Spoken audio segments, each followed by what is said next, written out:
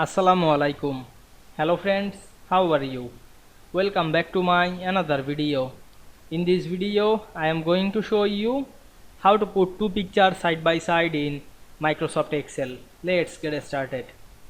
At first, you have to open your Excel workbook. Then we go to the insert menu, select the picture option, choose this device. Now I am select two picture and click insert. Then resize the image.